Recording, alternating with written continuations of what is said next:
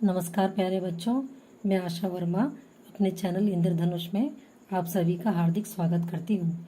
बच्चों, मैं आपकी हिंदी पुस्तिका रिमझिम से कक्षा चौथी की चैप्टर 7 लेकर आई हूँ, जिसका शीर्षक है दान का हिसाब। दान यानी किसी को भी कोई भी वस्तु या कोई भी चीज़ बिना किसी मूल्य के देना। हिसाब यानी कि उस वस्तु का जो भी कीमत होती है, जो भी उसका कोई भी कैलकुलेशन होता है, उसे हिसाब कहते हैं। तो हम इस कहानी को इस प्रकार से पढ़ेंगे। एक था राजा। राजा जी लकदक कपड़े पहनकर यूं तो हजारों रुपए खर्च करते रहते थे, पर दान के वक्त उनकी मुट्ठी बंद हो जाती थी। लकदक यानी कि सजा धजा हुआ कपड़ा, गहनों के साथ पूरे अलंकृत तरीके से सज धज के जो हम रहते हैं, उसे कहते हैं लकदक।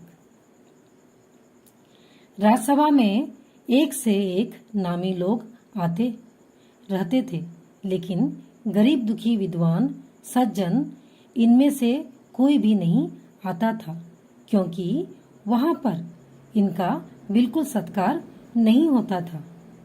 नामी लोग यानी कि बड़े बड़े लोग, सत्कार नहीं होता था यानी कि उनकी सेवा, उनका मान सम्मान ऐसा कुछ भी नहीं होता था।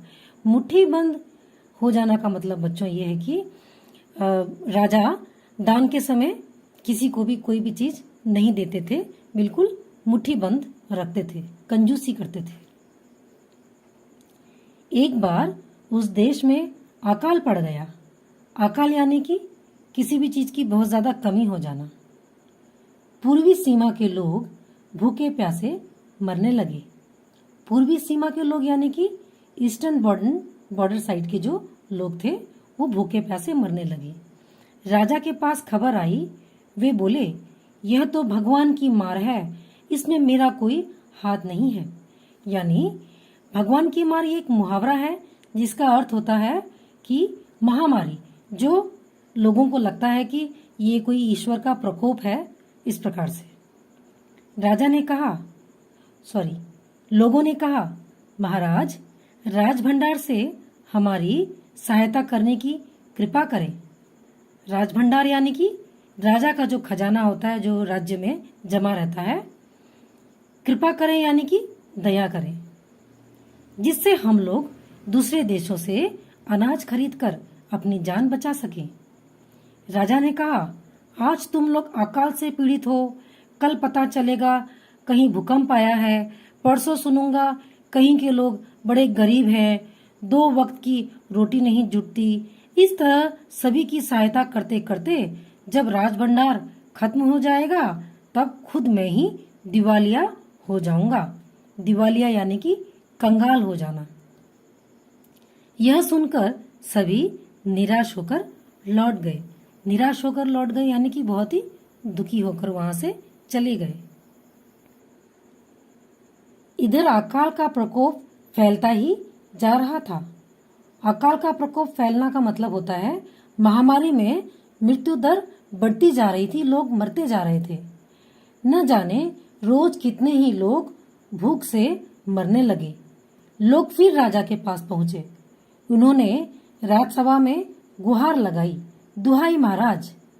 राज्यसभा में गुहार लगाई यानी कि राजा की सभा में आकर जोर से चिल्लाने लगे और कहने लगे कि दुहाई महाराज, हमारी प्रार्थना स्वीकार करो। आपसे ज्यादा कुछ नहीं चाहते, सिर्फ 10,000 रुपए हमें दे दें तो हम आधा पेट खाकर भी जिंदा रह जाएंगे। आधा पेट खाकर भी एक मुहावरा है, जिसका अर्थ होता है बहुत ही कम खाकर भी हम जिंदा रह जाएंगे। राजा ने कहा, 10,000 रुपए भी क्या तुम्हें बहुत कम लग रहे हैं? और उतने कष्ट से जीवित रहकर लाभ ही क्या है? एक व्यक्ति ने कहा, यानी एक आदमी ने कहा, भगवान की कृपा से लाखों रुपए राजकोष में मौजूद है, जैसे धन का सागर हो। राजकोष यानी कि राजा का जो भंडार है। धन का सागर यानी कि बहुत अधिक धन होना, यह भी एक मुहावरा है। उसमें से एक आधा लोटा ले लेने से महाराज का क्या नुकसान हो जाएगा?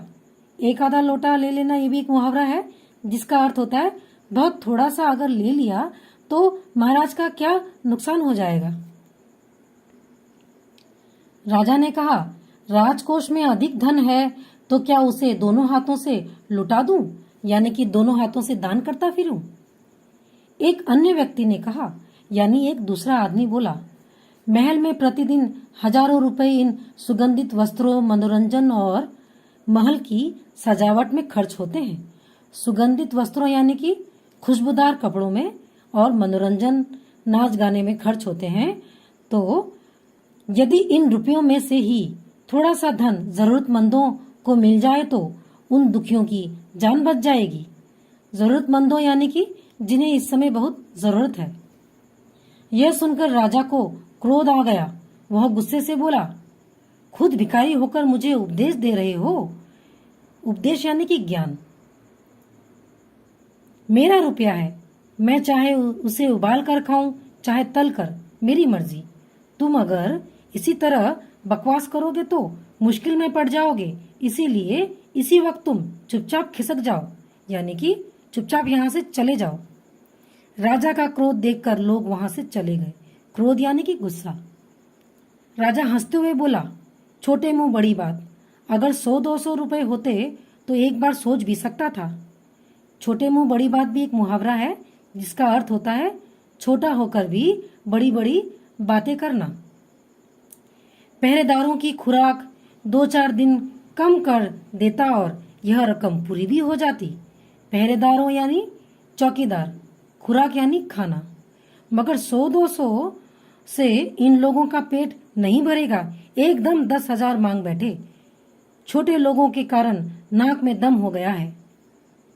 नाक में दम हो जाना भी एक मुहावरा है जिसका मतलब है कि बहुत परेशान हो गया है। यह सुनकर वहां उपस्थित लोग हाँ हूं कहकर रह गए। हाँ हूं कहकर रह गए यानी कि राजा की बातों में हाँ में हाँ मिलाते गए। मगर मन ही मन उन्होंने भी सोचा, राजा ने यह ठीक नहीं किया। जरूरतमंदों की सहायता करना तो राजा का कर्तव्य है। 2 दिन बाद न जाने कहां से एक बूढ़ा सन्यासी राजसभा में आया। बूढ़ा सन्यासी यानी कि बूढ़ा साधु। उसने राजा को आशीर्वाद देते हुए कहा, दाता कर्ण महाराज, बड़ी दूर से आपकी प्रसिद्धि सुनकर आया हूँ। सन्यासी की इच्छा भी पूरी कर दें। प्रसिद्धि यानी कि ख्याति, बहुत बड़ा नाम सुनकर आया हूँ। अपनी प्रशंसा सुनकर राजा बोला, जरा पता तो चले तुम्हें क्या चाहिए, यदि थोड़ा कम मांगो तो शायद मिल भी जाए। सन्यासी ने कहा, मैं तो सन्यासी हूँ, मैं अधिक धन का क्या करूँगा। मैं राजकोष से 20 दिन तक बहुत मामूली भिक्षा प्रतिदिन लेना चाहता हूँ। मेरा भिक्षा लेने का नियम इस प्रकार है, मैं पहले दिन जो लेता हूँ दूसरे दिन उसका दुगना, फिर तीसरे दिन उसका दुगना, फिर चौथे दिन तीसरे दिन का दुगना, इस तरह से प्रतिदिन दुगना लेता जाता हूँ। भिक्षा लेने का मेरा यही तरीका है। दुगना यानी कि डबल। राजा बोला, तरीका तो समझ आ गया, मगर पहले दिन कितना लेंगे यही असली बात है। 2-4 रुपए से पेट भर जाए तो अच्छी बात है, मगर एकदम से 20-50 मांगने लगे तब तो 20 दिन में काफी बड़ी रकम हो जाएगी। सन्यासी ने हंसते हुए कहा, महाराज मैं लोभी नहीं हूँ, आज मुझे 1 रुपया दीजिए, फिर 20 दिन तक दुगने करके देते रहने का हुक्म दे दीजिए, यानी आदेश दे दीजिए। यह सुनकर राजा, मंत्री और दरबारी सभी की जान में जान आई। जान में जान आना भी एक मुहावरा है जिसका मतलब है कि सभी को राहत मिली। राजा ने हुक्म दे दिया कि सन्यासी के कहे अनुसार 20 दिन तक राजकोष से उन्हें भिक्षा दी जाती रहे। सन्यासी राजा की जय जयकार करते हुए घर लौट गए। राजा के आदेश के अनुसार राजभंडारी प्रतिदिन हिसाब करके सन्यासी को भिक्षा देने लगा। राजभंडारी का अर्थ है प्रधान अध्यक्ष जो राजभंडार का ख्याल रखते हैं। इस तरह 2 दिन बीते, 10 दिन बीते। 2 सप्ताह तक भिक्षा लेने के बाद भंडारी ने हिसाब करके देखा कि दान में काफी धन निकला जा रहा है। यह देखकर उन्हें उलझन महसूस होने लगी। उलझन यानी कि थोड़ी सी परेशानी और टेंशन होने लगी। महाराज तो कभी किसी को इतना दान नहीं देते थे। उसने ये बात मंत्री को बताई। मंत्री ने कुछ सोचते हुए कहा, वाकई यह बात तो पहले ध्यान में ही नहीं आई थी। वाकई में यानी कि सचमुच। मगर अब कोई उपाय भी नहीं है। महाराज का हुक्म बदला नहीं जा सकता। इसके बाद फिर कुछ दिन बीते। भंडारी फिर हड़बड़ाता हुआ मंत्री के पास पूरा हिसाब लेकर आया। भंडारी यानी कि अध्यक्ष हड़बड़ाता हुआ यानी कि जल्दीबाजी में दौड़ता हुआ। हिसाब देखकर मंत्री का चेहरा फीका पड़ गया। चेहरा फीका पड़ जाना भी एक मुहावरा है जिसका अर्थ है चेहरे में उदासी हो गई, चेहरे की प्रसन्नता चली गई। वह अपना पसीना पोंछकर, सिर खुजलाकर, दाढ़ी में हाथ फेरते हुए बोला, यह क्या कह रहे हो? अभी से इतना धन चला गया है तो फिर 20 दिनों के अंत में कितने रुपए होंगे? भंडारी बोला, जी पूरा हिसाब तो नहीं किया है। मंत्री ने कहा, तो तुरंत बैठकर अभी पूरा हिसाब करो। भंडारी हिसाब करने बैठ गया। मंत्री महाशय अपने माथे पर बर्फ की पट्टी लगाकर तेजी से पंखा झलवाने लगे। बर्फ की पट्टी यानी कि आइस पैक लगाकर माथे में, और दूसरों से अपने आप को पंखा करवाने लगे क्योंकि वो पसीना पसीना हो गए थे टेंशन से। कुछ ही देर में भंडारी ने पूरा हिसाब कर लिया। मंत्री ने पूछा, कुल मिलाकर कितना हुआ? भंडारी ने हाथ जोड़कर कहा, जी 10,48,575 रुपए। मंत्री गुस्से से बोला, मजाक कर रहे हो? यदि सन्यासी को इतने रुपए दे दिए तब तो राजकोष खाली हो जाएगा। भंडारी ने कहा, मजाक क्यों करूंगा, आप ही हिसाब देख लीजिए। यह कहकर उसने हिसाब का कागज मंत्री जी को दे दिया। हिसाब देखकर मंत्री जी को चक्कर आ गया, यानी कि वो एकदम परेशान हो गए। सभी उन्हें संभालकर बड़ी मुश्किलों से राजा के पास ले गए। राजा ने पूछा, क्या बात है? मंत्री बोले, महाराज राजकोष खाली होने जा रहा है। राजा ने पूछा, वह कैसे? मंत्री बोले, महाराज सन्यासी को आपने भिक्षा देने का हुक्म दिया है, मगर अब पता चला है कि उन्होंने इस तरह राजकोष से करीब 10 लाख रुपए झटकने का उपाय कर लिया है। झटकने का यानी कि एक बार में ले लेने का उपाय। राजा ने गुस्से से कहा, मैंने इतने रुपए देने का आदेश तो नहीं दिया था, फिर इतने रुपए क्यों दिए जा रहे हैं? भंडारी को बुलाओ। मंत्री ने कहा, जी सब कुछ आपके हुक्म के अनुसार ही हुआ है, आप खुद ही दान का हिसाब देख लीजिए। राजा ने उसे एक बार देखा, 2 बार देखा, इसके बाद वह बेहोश हो गया।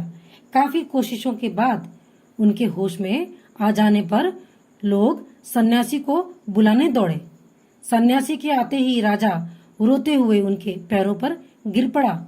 बोला, दुहाई है सन्यासी महाराज, मुझे इस तरह जान माल से मत मारिए। दुहाई है यानी कि चिल्लाकर प्रार्थना करने लगे और बोलने लगे कि मुझे इस प्रकार से जिंदगी और धन से मत मारिए। जैसे भी हो एक समझौता करके मुझे वचन से मुक्त कर दीजिए। यानी कि राजा कहने लगे कि अभी जैसे भी हो दोबारा से एक छोटा मोटा समझौता करके मुझे मेरे किए गए वादे से मुक्त कर दीजिए। तो बच्चों, यहाँ पे जो दान का हिसाब है जो राजा ने सन्यासी को देने का वादा किया था, उसे हम भी यहाँ पे पढ़ लेते हैं और देख के समझ लेते हैं। पहला दिन 1 रुपया, दूसरा दिन 2 रुपए, तीसरा दिन 4 रुपए, चौथा दिन 8 रुपए, पांचवा दिन 16 रुपए, छठा दिन 32 रुपए, सातवां दिन 64 रुपए, आठवां दिन 128 रुपए, नौवां दिन 256 रुपए, 10वां दिन 512 रुपए, 11वां दिन 1024 रुपए, 12वां दिन 2048 रुपए, 13वां दिन 4096 रुपए, 14वां दिन 8192 रुपए, 15वां दिन 16,384 रुपए, 16वां दिन 32,798 ₹68। 17वां दिन 65,536 रुपये। 18वां दिन 1,31,072 रुपये। 19वां दिन 2,62,144 रुपये। 20वां दिन 5,24,288 रुपये। तो कुल मिला के हुए 1,48,575 रुपये। अगर आपको 20 दिन तक भिक्षा दी गई तो राजकोष खाली हो जाएगा, फिर राजकाज कैसे चलेगा? राजकाज यानी कि राज्य का जो काम है वो कैसे चलेगा, ये महाराज सन्यासी जी को कहते हैं। सन्यासी ने गंभीर होकर कहा, यानी कि बहुत ही गंभीरता के साथ, बहुत ही सीरियस होकर कहा, इस राज्य में लोग अकाल से मर रहे हैं, मुझे उनके लिए केवल 50,000 रुपए चाहिए। अकाल यानी कि भूखमरी से मर रहे हैं। वह रुपया मिलते ही मैं समझूंगा मुझे मेरी पूरी भिक्षा मिल गई है।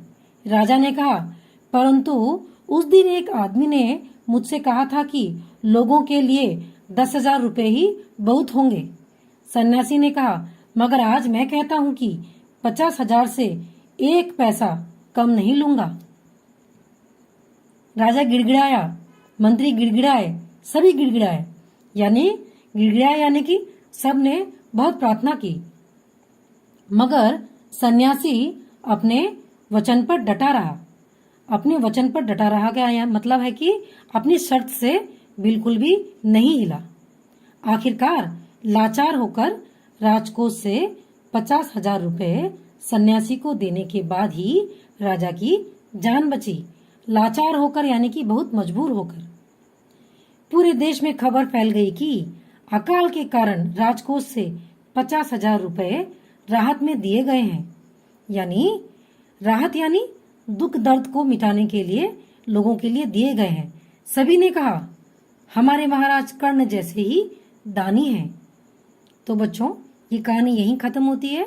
इसके लेखक हैं सुकुमार राय। बच्चों, इस कहानी से जो हमें शिक्षा मिलती है वह यह है कि राजा का जो कर्तव्य होता है वह हमेशा अपनी प्रजा को हर स्थिति और परिस्थिति में देखने के लिए उनका यही कर्तव्य है कि चाहे प्रजा सुखी हो चाहे दुखी हो, उन्हें हर स्थिति में अपनी प्रजा की सहायता करनी चाहिए, ना कि कंजूसी करके उन्हें कष्ट में मरते देना चाहिए। इसी प्रकार से हमें भी जो लोग बड़े हैं, जो पैसे वाले हैं, जो अमीर हैं, उन्हें भी अपने आसपास के गरीबों की सहायता करने का प्रयत्न करना चाहिए, ना कि उन्हें दुखी और परेशान रहने देना चाहिए। तो बच्चों, इस पाठ के प्रश्न उत्तर पे भी हम आगे चर्चा करेंगे। तो बच्चों, अभी हम इस चैप्टर के प्रश्न उत्तर पर चर्चा करेंगे। प्रश्न है, कहानी से प्रश्न क, राजा किसी को भी दान क्यों नहीं देना चाहता था? उत्तर, राजा अपने शौक व सुख सुविधाओं के लिए राजकोष से हजारों रुपए खर्च करता था, परंतु दूसरों के लिए वह बेहद कंजूस था। उसे लगता था कि दान देने से उसका राजकोष खाली हो जाएगा। प्रश्न ख, राज दरबार में लोग मन ही मन राजा को बुरा कहते थे, लेकिन वे राजा का विरोध क्यों नहीं कर पाते थे? उत्तर, वह राजा का विरोध इसीलिए नहीं कर पाते थे क्योंकि उन्हें डर था कि कहीं क्रोध में राजा उन्हें दंड ना दे दें। प्रश्न ग, राजसभा में सज्जन और विद्वान लोग क्यों नहीं जाते थे? उत्तर, राजसभा में सज्जनों और विद्वानों का बिल्कुल भी आदर नहीं होता था, इसीलिए वे वहां नहीं जाते थे। प्रश्न घ, सन्यासी ने सीधे सीधे शब्दों में भिक्षा क्यों नहीं मांग ली? उत्तर, सन्यासी को यह पता था कि राजा बेहद कंजूस है तथा एक बार में वह इतनी बड़ी रकम देने के लिए राजी नहीं होगा, इसीलिए उसने बड़ी बुद्धिमानी व चालाकी से इस प्रकार भिक्षा मांगी कि राजा को वह मामूली सी भिक्षा लगे। प्रश्न ग, राजा को सन्यासी के आगे गिड़गिड़ाने की जरूरत क्यों पड़ी? उत्तर, सन्यासी अपने भिक्षा के नियम के अनुसार भिक्षा लेता रहा, इसी कारण राजकोष लगातार खाली होता जा रहा था। राजा को डर था कि कहीं सारा राजकोष ही खाली न हो जाए, इसीलिए उसे सन्यासी के आगे गिड़गिड़ाने की जरूरत पड़ी। बच्चों, अगला प्रश्न है अंदाज अपना अपना, यानी अपना अपना तरीका। तुम नीचे दिए गए वाक्यों को किस तरह से कहोगे?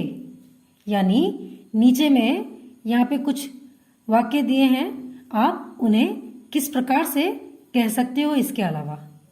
प्रश्न क, दान के वक्त उनकी मुट्ठी बंद हो जाती थी। इसी वाक्य को हम इस प्रकार से कह सकते हैं। उत्तर, दान के नाम पर वह किसी को पैसे नहीं देते थे। प्रश्न ख, हिसाब देखकर मंत्री का चेहरा फीका पड़ गया।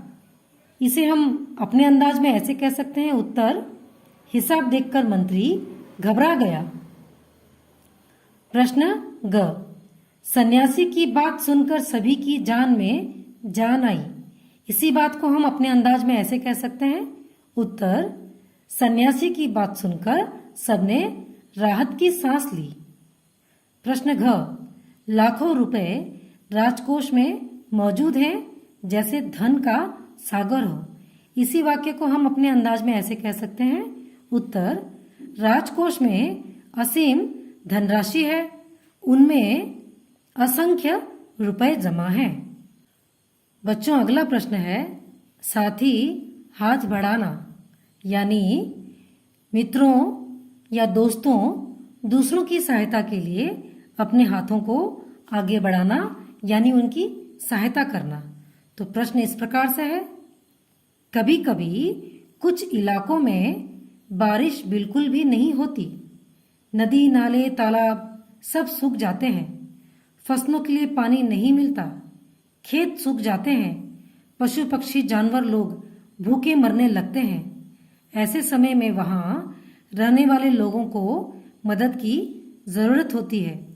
तुम भी लोगों की मदद जरूर कर सकते हो। सोचकर बताओ, तुम अकाल में परेशान लोगों की मदद कैसे करोगे?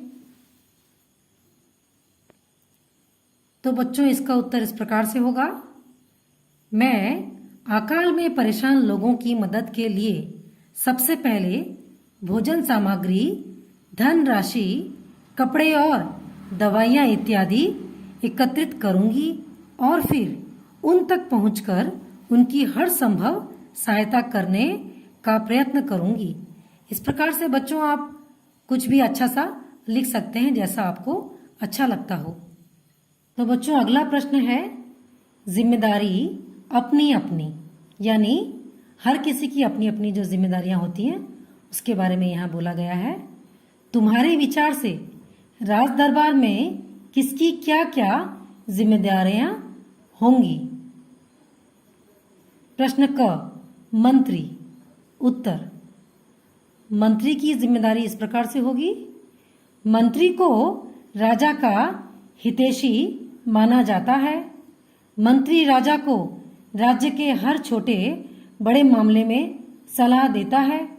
पूरे राज्य की सुरक्षा व शांति बनाए रखना मंत्री का कर्तव्य होता है।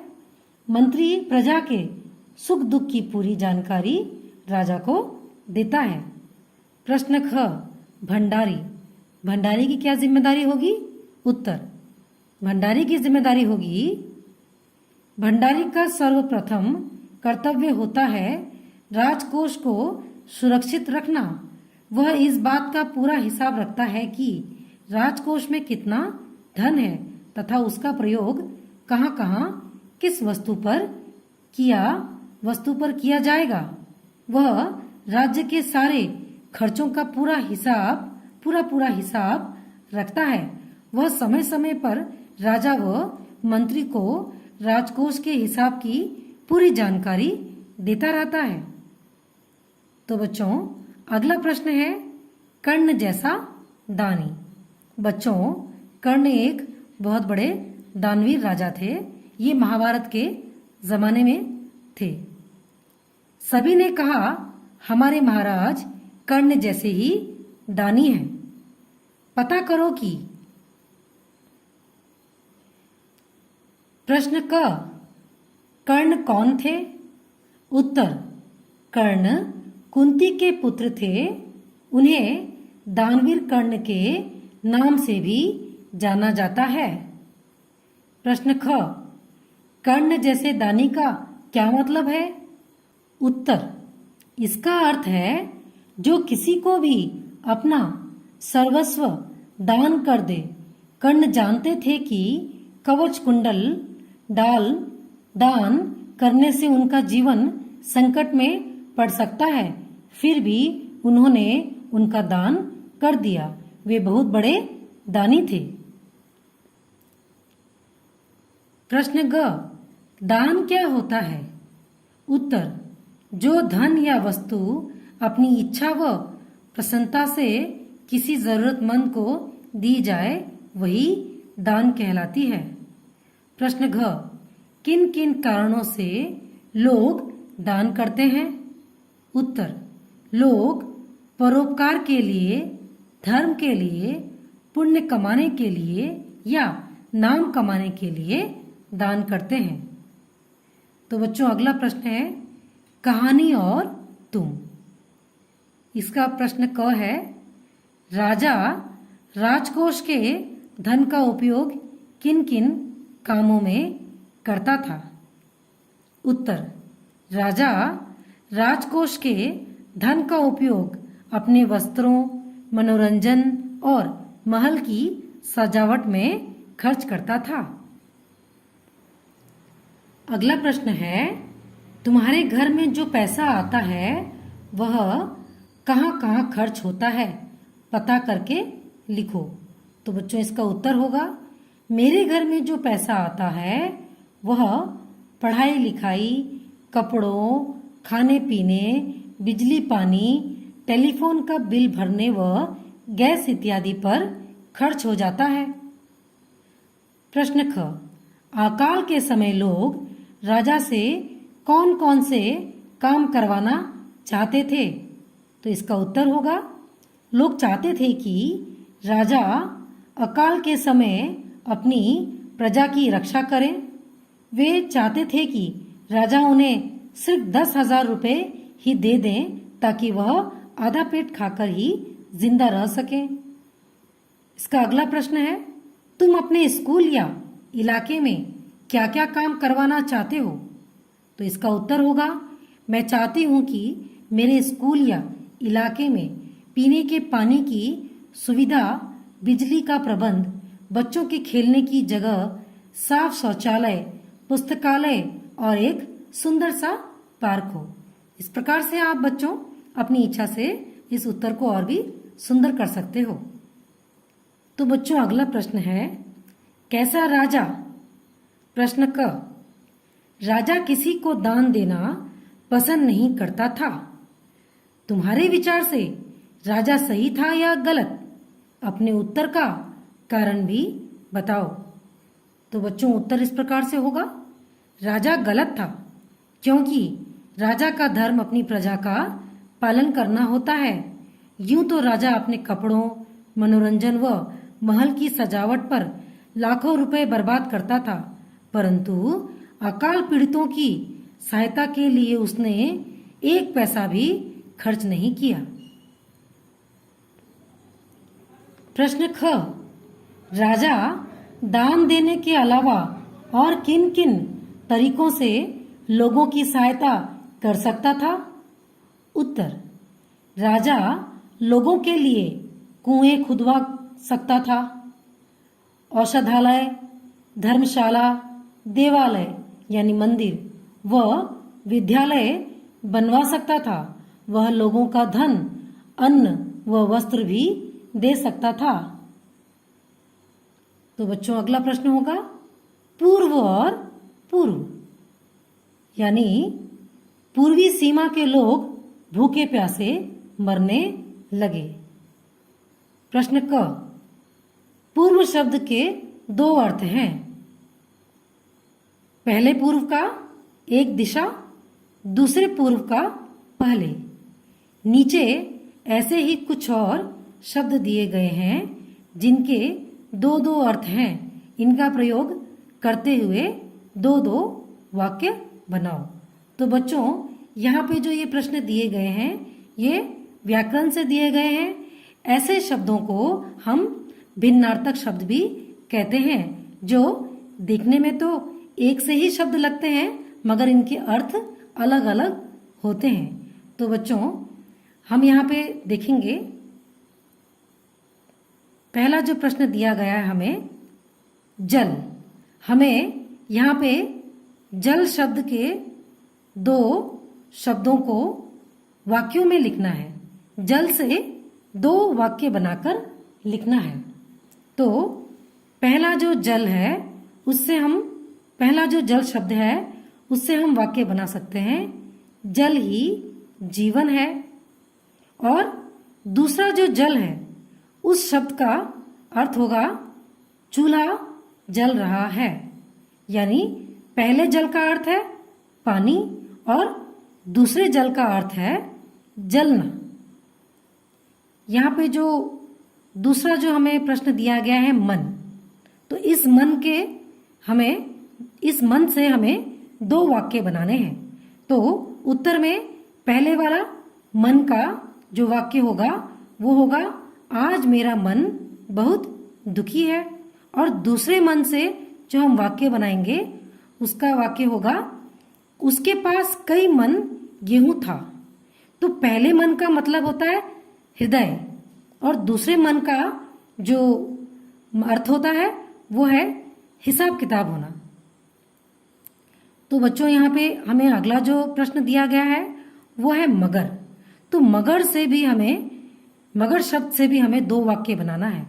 तो पहले मगर शब्द से हमने वाक्य बनाया है मैं पढ़ता तो हूं मगर भूल जाता हूं। दूसरे मगर शब्द से हमने वाक्य बनाया है तालाब की मछलियों को मगर खा गया।